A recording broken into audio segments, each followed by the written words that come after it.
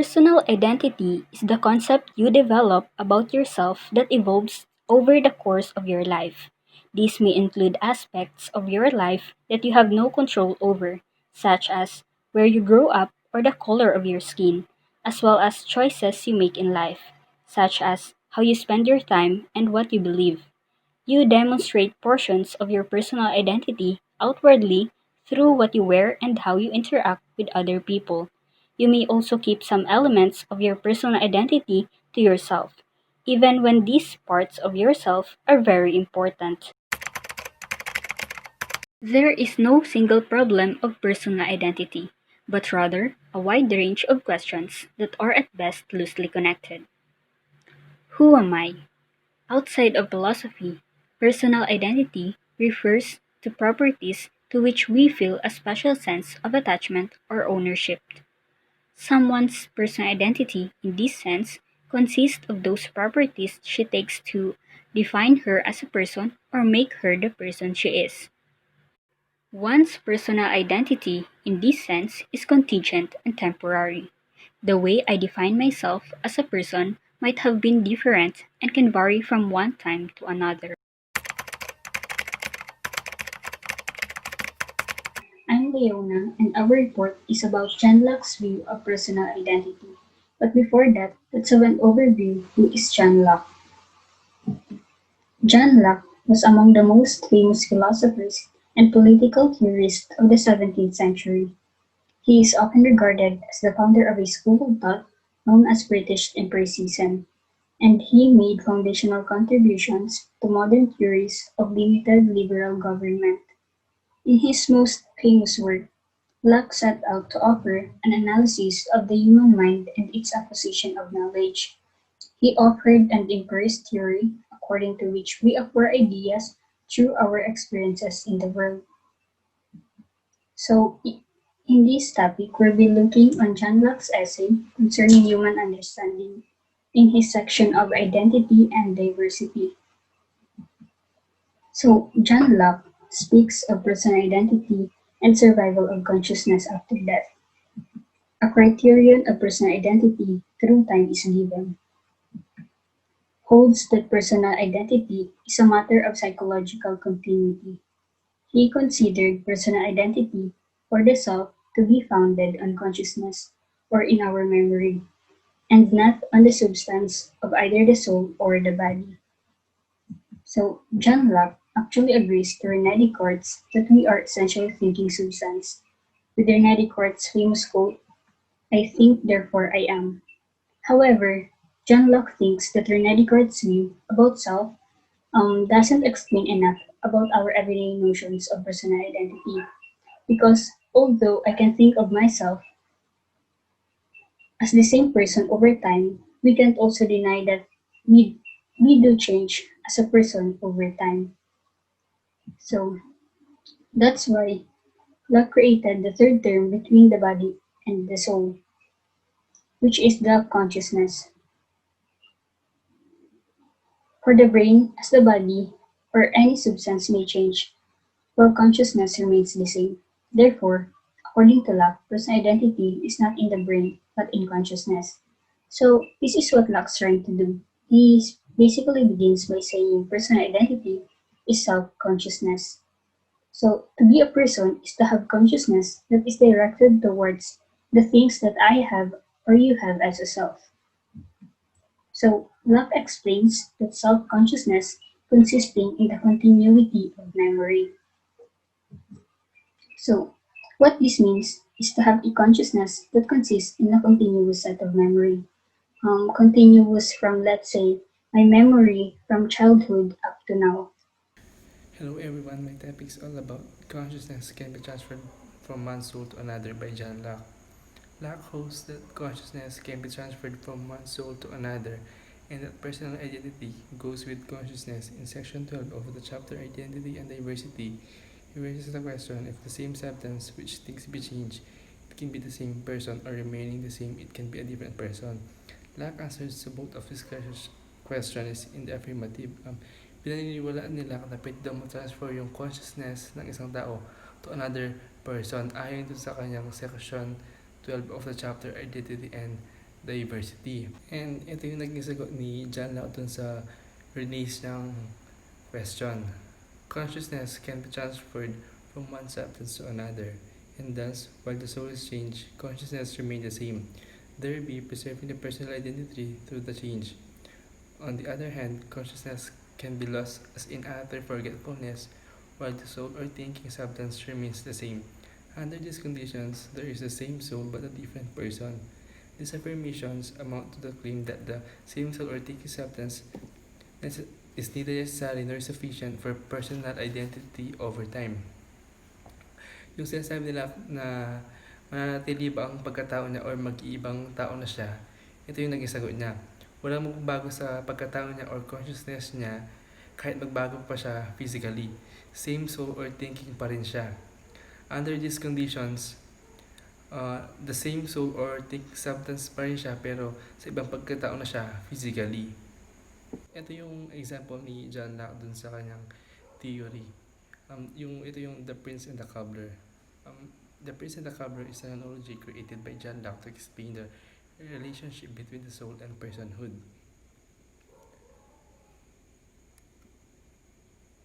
Ito yung summarized story niya. A prince goes to sleep in his palace one night. In the city, a cobbler also goes to sleep. In the morning, they discover their minds have switched over into the other person's body. Physically, they've changed, but their minds are the same.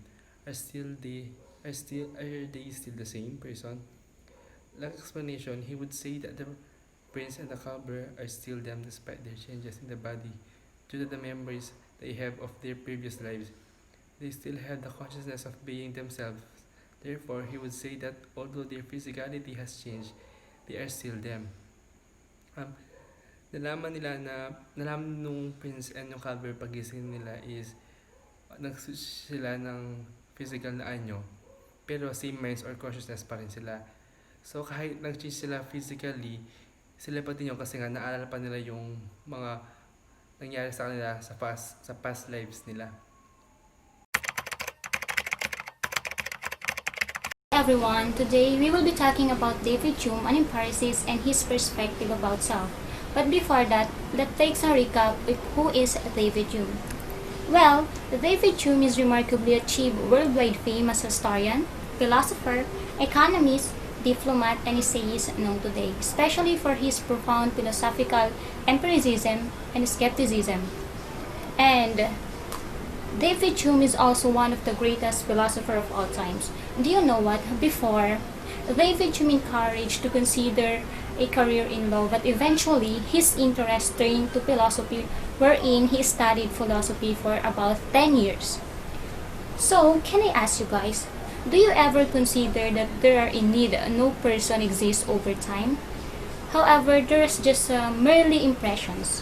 If so, you're at the same page as David Hume, wherein he rejected the notions of identity. So what are Hume's perspective or idea about self? Well, according to him, there is no self, because self is just an illusion. Consider we view ourselves wherein there are a battle of constantly changing when it comes on our mind. But if we carefully examine those contents of our experiences, we can find the two distinct identities, wherein it is the impressions and the ideas. When we say impression, is anything that perceive our senses. Sense of sight, sense of smell, sense of taste, sense of hearing. And this also the basic sensations of our experience, just as the pleasure, heat, cold, fear, and so on. While ideas are drawn from our memory and our imagination. These are also the copies of impressions, wherein it includes the thoughts and the images. So, if self exists, we must contain the same set of properties or impressions, but Hume's definition of self is against this idea. Because when we look at the mirror, we have a sense that behind on it, looking back on it, is a new thing, a self. However, self is just an illusion. There is no Cartesian ego unifying our consciousness, no unchanging core of identity. Why? Because there is no you, wherein it the same person from day to day. There is only an ever-shifting bundle of thoughts, feelings, and memories. There is no you that is the same person from birth to death. Imagine the things that we need right now is different from the things when we are a toddler or an infant, right? So, this example saying that there is no actual self because the you before have a different set of properties and impressions on the you now. Ibang-iba ka kung ano ka dati. So the impressions or the properties that the self has or that the self consists is not stable. It's inconsistent. Because according to David Hume, we can say that a thing is existing if it has the same set of properties, impressions, and ideas. So, there is no self. Before concluding on our ideas, we should have impressions first. So for you to understand it more, for example, I have an apple. So my first impressions on the apple is color red. Then when I pass it on my friend, sasabihin niya, yung apple is color red. Then eventually, pag tinikman ko yung apple na yun, ang sasabihin ko, matamis siya. So pag pinasa ko siya sa friend ko, ganoon din yung sasabihin niya, matamis. So we have the same set of properties, impressions, and ideas. It means the apple is existing. While in contrast to us, for example, I said na, ay, ang baba naman ng self-esteem ko. Pero yung tingin mo sa akin, ang taas-taas na confidence ko sa sarili ko. So, we have a different set of properties, impressions, and ideas. So, self is not existing. Yun yung pinopoint out ni David Hume kung bakit nasabi niyang hindi nag-e-exist ang self. Kasi, we have a different perspective about self. We have a different personality about self. We have a different impressions and ideas about self. So, self is not existing. So, can I ask you guys, are you against or not the perspective of David Hume when it comes on self? That's all. Thank you. Hello guys, ako pala si Andrea Santiago, reporter for today. Ang i-report ko is all about David Hume. So, si David Hume ay isang sikat na philosopher noong 18th century and also a writer. So, naging sikat siya nung Age of Reasoning kasi kilala siya sa pag-object ng ang philosophy is all about reasoning, na ang tao ay dapat mas gumagana sa kanya ang reasoning rather than feeling. So, para kay David Hume, mali yun. Dapat ang tao mas sinusunod niya ang feeling niya kaysa sa pagre-reason out. So, sabi ni David Hume, reason is the slave of passion. So, ano nga bang ibig niya sabihin dito? So, ang passion nung 18th century is about our emotion and feelings. Kasi, kaya nagiging slave ng reason ang passion because we're more motivated by our feelings than our reason. So, mas namomotivate tayong gawin yung isang bagay dahil nafe-feel natin na gusto natin. Hindi dahil yun yung tama. For example, sabi ng mama mo, huwag mong sasamahan si Nene. Dahil si Nene, yung kaibigan mong yun, lagi nagkagala, hindi pumapasok sa school, maraming bisyo. So, alam mo sa sarili mo na tama yung nanay mo. And that is the true. And that's what your reasons say, na tama yung nanay mo. Pero yung feeling mo, yung nararamdaman mo, gusto mo siyang samahan eh. Kasi kaibigan mo siya, mahal mo yung kaibigan mo, na kahit bad influence siya, tanggap mo siya. Kasi yun yung nararamdaman mo, that's your emotion. Yun yung sinasabi ni David Hume, na aanin natin yung reason kung mas nangingibabaw yung feeling. So, sinasabi ni David Hume na dapat mas sundan natin yung feeling natin.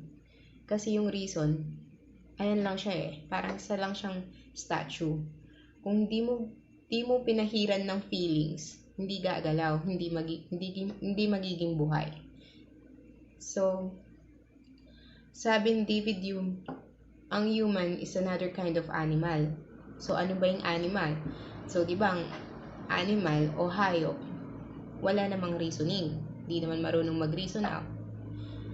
So, anong ginagamit ng mga hayop?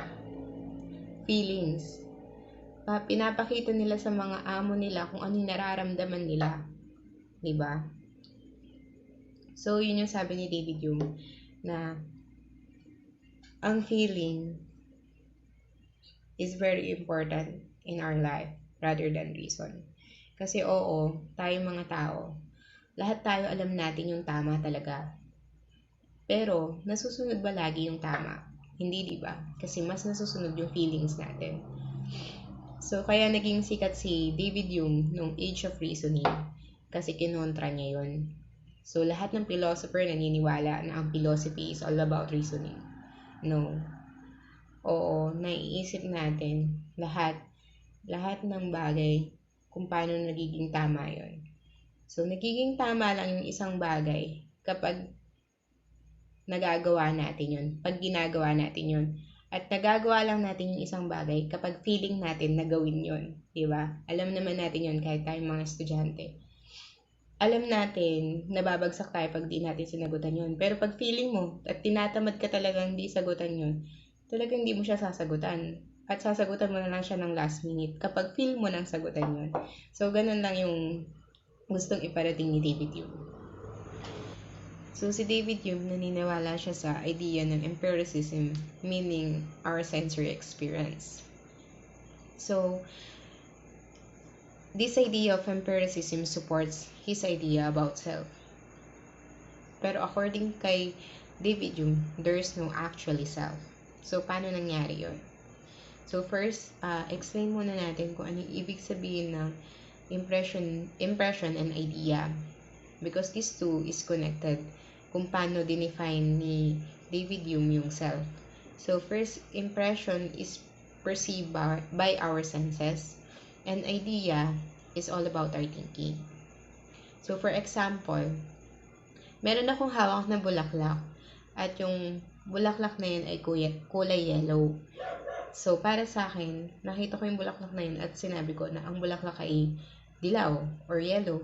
Tapos, pinasa ko yun doon sa katabi ko at sinabi niya din na ang bulaklak ay dilaw. Tapos, pinasa niya na naman yun sa iba at ganun din yung sinabi nila na yung bulaklak ay yellow or dilaw. So, yun yung impression namin sa bulaklak. So, iisa lang yung impression namin na kasi nakita namin na yung bulaklak ay talagang yellow. Tapos naman, sinabi ko na maganda yung bulaklak. So, yun yung idea ko. Tapos, pinasa ko yun sa katabi ko at yung sinabi din ng katabi ko na yung bulaklak ay maganda din. So, pinasa niya din dun sa katabi niya at sinabi din ng katabi niya maganda din yung bulaklak. So, yun yung idea namin at isa lang yung idea namin dun sa bulaklak na maganda yon. So, yun yung sinasabi ni David Hume.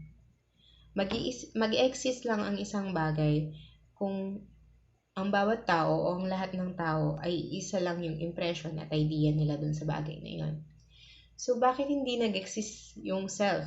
Bakit hindi nag-exist yung ako? Ba't di tayo nag-exist according kay David Hume? Kasi, ganito yan. For example, ako, nakikita ko sa sarili ko na maganda ako. Alam ko sa sarili ko na matulingin ako, masipag ako, at mabuti akong bata talaga, mabuti akong mag-aaral, ganun.